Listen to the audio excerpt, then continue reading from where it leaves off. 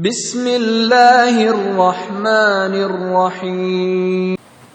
Hadirin rahimakumullah, suatu hari Rasulullah dengan para sahabat melewati kuburan.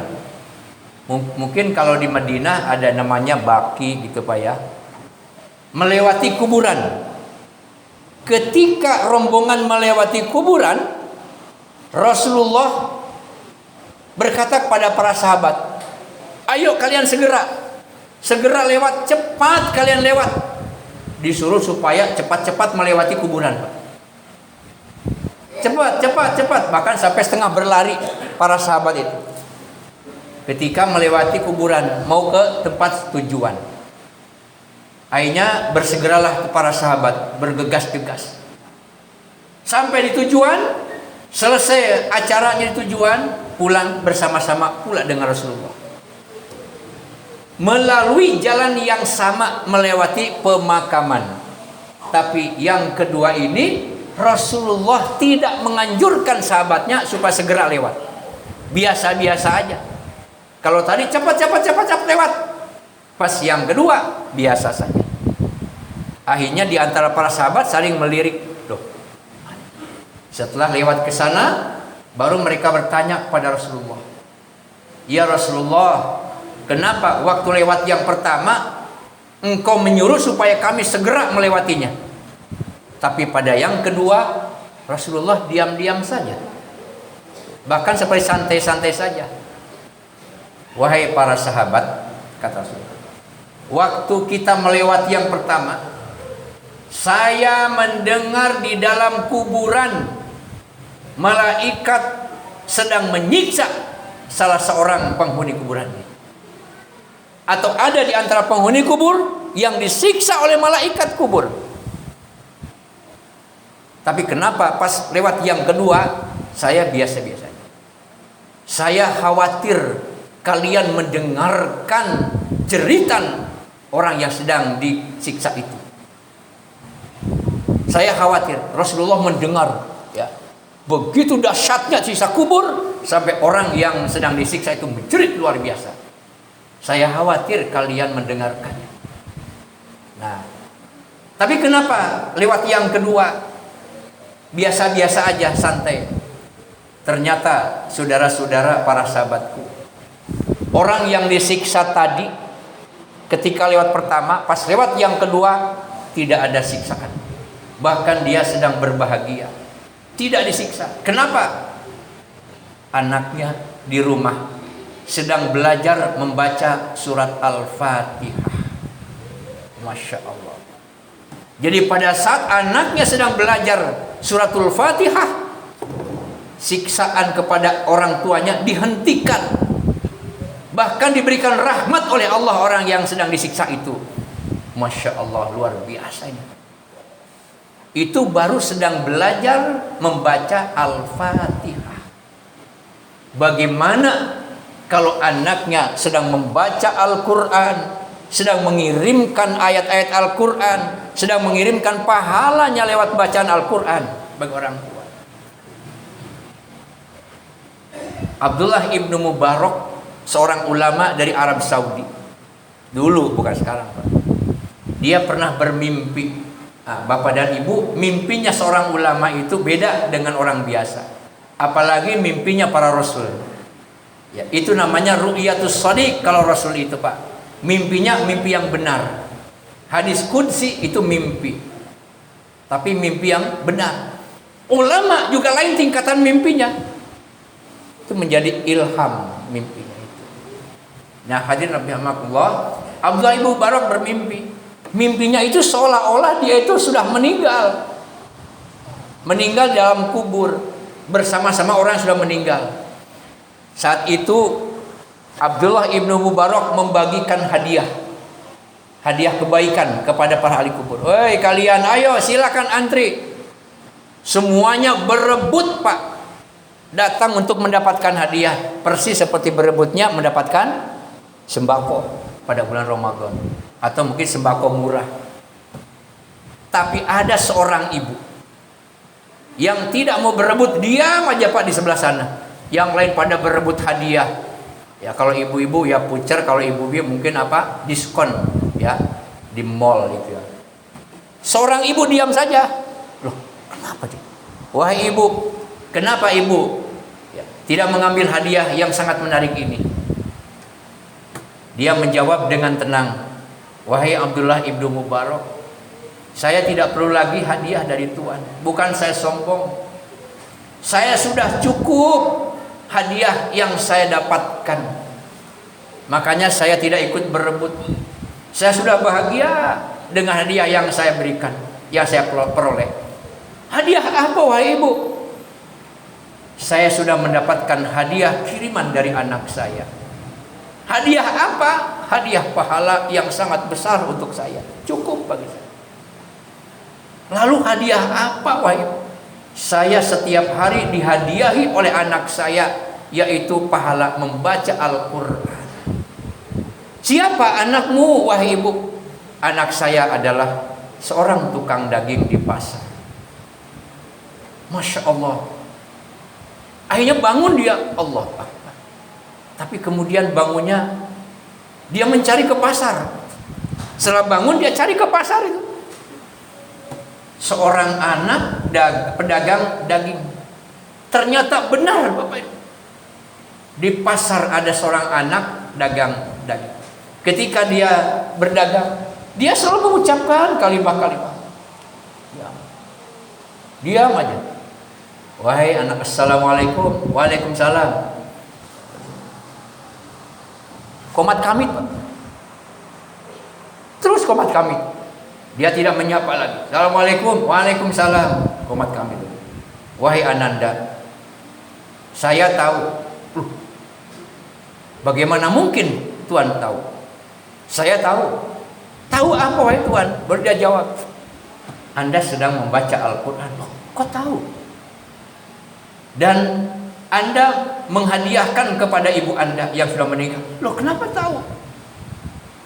Berbahagialah ibumu di alam kubur, di alam barzakh, mendapatkan kiriman dari Anda. Setiap saat Anda membaca Al-Quran, dikirimkan pahalanya untuk ibu. Hadirin rahimakumullah. Maukah kita punya anak, punya generasi Quran, dan insya Allah akan memberikan syafaat pada kita. Nah, Bapak dan Ibu, Bu, dengar enggak? Dengar ya Bu ya? Dengar di bawah ini Bu Ibu. Aduh, udah lebih 7 menit Pak. 17 jadinya udah dah 17. Tolong diberhentikan ya Pak ya. Saya kalau sudah ngomong itu nggak bisa berhenti Pak, kadang-kadang Pak. Ya Allah, anak saya bawa Pak, suka memberikan kode. Udah gini-gini aja 20 menit gitu kan. Kalau dulu saya di masjid, kalau habis maghrib itu udah isya kadang-kadang terus aja. Yang datang istri saya itu dari lantai 1 datang, saya, Pak, isya. Memang Pak kalau sudah asyik, saya ingin bertemu dengan bapak-bapak ini. Mudah-mudahan Bapak nggak bosan sama saya nih. Hadirin rahimakumullah. Cetaklah Pak generasi kita, anak-anak kita. Satu saja Pak, satu misalnya nih satu. Jadikan anak kita satu saja misalnya Pak, menjadi generasi Qurani yang apa? Hatinya terpaut pada Al-Quran dan menjadikan Al-Quran sebagai pedoman hidupnya. Ya, jadikan Pak itu satu saja. Kenapa? Satu orang di antara anak-anak kita, cucu kita, anggota keluarga kita sebagai generasi Qurani, yakin di akhirat nanti akan menjadi penolong kita. Jadi yang memberikan syafaat itu bukan Nabi Muhammad saja Pak. Al-Quran akan berikan syafaat. Rasulullah mengatakan, Iqra'ul Quran fa innahu ya'ti yaumal qiyamah syafi'an li ashabi. Baca Al-Quran oleh kalian, karena nanti Al-Quran di hari kiamat akan datang kepada kalian memberikan syafaat kepada ashab, yaitu teman-temannya, kepada sahabat-sahabatnya. Siapa sahabat Al-Quran yang akan diberikan syafaat itu? Menurut hadis ini qari'ul Quran, orang yang membaca Al-Quran. Kan iqra'ul Quran tuh. Nanti Al-Quran datang menghampiri kita, Pak.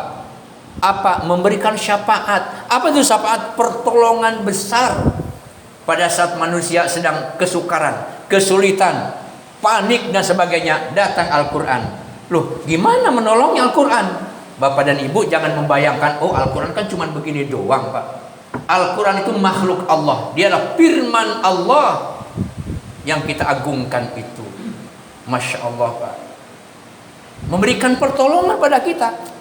Nah, kalau ada generasi Qurani di dalam keluarga kita, yakin akan menolong kita, Pak. Masya Allah. Akan tolong dijemput, Bapak. Masya Allah. Sudah oleh Al-Quran kita diberikan syafaat, oleh anak dan generasi Al-Quran kita diberikan syafaat pula. Insya Allah, Pak. Makanya baca Quran, Pak. Bukan anak-anak kita saja, kita juga, Pak, bapak-bapak sebagai generasi tua, baca Quran, Pak. Jangan nanti menyesal, Pak, bapak nggak bisa baca Quran. Nanti di alam kubur ditanya, man rabbuka, oleh malaikat munkar. Allah subhanahu wa ta'ala. Siapa Tuhanmu? Allah subhanahu wa ta'ala. Mantap, kata malaikat dalam kubur. Waman nabiyuka, siapa nabimu? Hei fulan, hei hamba Allah, Muhammad Rasulullah. Muhammad Rasulullah. Mantap. Wama kitabuka, apa kitabmu? Al-Quran. Bagus. Tapi kamu bisa baca Quran enggak? Enggak. Nah, bagaimana kamu mempedomani Al-Quran? Baca saja nggak bisa. Kan diawali dari membaca Al-Quran, Pak. Di sini bisa baca semua ya? Alhamdulillah. Ini kalau ada yang tidak bisa baca Al-Quran, termasuk salah satu tanggung jawab Ustaz Mustopik. Ini nih, Ustaz. Bapak, Ibu di bawah yang ada yang tidak bisa baca Al-Quran, itu juga salah satu tanggung jawab Ustaz Mustopik sebagai pimpinan jamaah di sini. Karenanya saya anjurkan, Pak, seandainya nih ada misalnya yang lain ya di luar misalnya, Pak, ya, yang tidak bisa baca Quran, mohon untuk diajak dan difasilitasi di masjid ini, Pak. Ya, saya berikan pengalaman di masjid saya, Pak. Masjid saya itu masyarakatnya banyak yang tradisional, banyak yang tidak bisa baca Al-Quran ya, bapak-bapak, ibu-ibu, Pak. Akhirnya alhamdulillah saya dengan istri saya almarhumah, saya mendirikan pembelajaran membaca Al-Quran. Ya, bukan belajar Quran, ini khusus ini membaca Al-Quran untuk orang tua. Ternyata, Pak, ada yang 50 tahun, ada yang 60 tahun, yang sudah tua-tua, yang nol membaca Al-Quran. Tidak tahu yang namanya alif itu kayak apa, alif bengkok apalagi nggak tahu. Kami fasilitasi mereka belajar membaca Al-Quran metode Iqra. Alhamdulillah, Pak. Mungkin sekarang sudah berlangsung apa mungkin sudah 10 apa mungkin 15 tahun lah. Masih ada sampai sekarang, Pak. 1 minggu 3 kali, 3 malam. Dan alhamdulillah mereka ibu-ibu sudah bisa membaca Al-Quran. Cuman agak sulit, Pak, ngajak bapak-bapaknya. Yang rajin ibu-ibu, Masya Allah, Pak. Sampainya ditampilkan ada acara malam 17 Agustusan. Khusus yang membaca Al-Qurannya adalah ibu-ibu yang membaca Al-Quran belajar itu. Udah hebat, Pak. Itu ibu-ibu. Kalau TPQ ada ya, alhamdulillah. TPQ ada, ya. TPQ untuk TKQ-nya juga harus ada. TKQ Taman Kawak-Kawak Al-Quran. Jadi udah tua-tua, Pak, ya. Jadi belajar, Pak, nggak usah malu-malu. Saya katakan jangan malu-malu, jangan gengsi. Cari ilmu itu jangan malu. Daripada nanti malu di akhirat di depan munkar nakir, lebih baik malu di sini. Ya. Artinya menghilangkan malu di sini. Jadi hilangkan rasa malu, kemudian belajar Al-Quran, dan juga yang masih terbata-bata belajar Bapak Ibu Yasin. Mohon di sini difasilitasi oleh Ustaz Mustafa. Nah, hadirin yang berbahagia, sebenarnya banyak yang ingin saya sampaikan. Tapi dalam proses pembelajaran Bapak dan Ibu ya, targetnya itu 4 nih. Bapak sedang belajar, setiap ada yang ceramah, tausiah dan sebagainya, niatkan belajar. Saya pun selalu begitu Pak, niatkan belajar sambil mengajar. Targetnya 4 nih, harus tercapai nih targetnya. Targetnya 4. Yang pertama, ketika belajar targetnya 4, yang pertama adalah bisa. Yang pertama adalah tahu. Yang kedua paham. Yang ketiga bisa. Yang keempat biasa. Ini Pak targetnya Pak. Tahu belajar sholat. Sholat itu apa? Bagaimana tahu belajar itu? Oh sehingga tahu, oh iya sholat itu. Tidak cukup sampai situ Pak belajar itu. Harus ke tahap yang kedua. Apa itu? Paham. Sholat itu begini-begini, ada ruku. Apa itu ruku itu? Ya, untuk apa? Apa maksud sholat? Kenapa kita sholat? Itu harus paham. Tidak cukup belajar sampai yang kedua. Yang ketiga, bisa. Paham, harus bisa. Oh, sholat itu begini. Langsung dipraktikkan. Itu namanya bisa. Dari mulai takbiratul ihram atau niat sampai salam. Bisa. Target yang ketiga. Tidak cukup sampai situ, Pak. Belajar agama itu. Yang keempat, biasa. Maksudnya apa? Membiasakan. Ya, membiasakan. Atau istiqomah. Sholat bisa, tidak cukup sama bisa, biasakan sholat. Jadi itu Pak targetnya. Mari Bapak dan Ibu penuhi setiap target. Setiap mencari ilmu 4 target kita penuhi. Belajar Al-Quran, tahu, paham, bisa, biasa mengamalkan.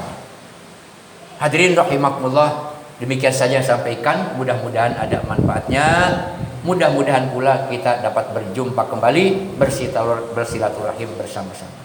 Atas kekurangannya mohon dimaafkan. Billahi taufik wal hidayah. Wassalamualaikum warahmatullahi wabarakatuh. Waalaikumsalam.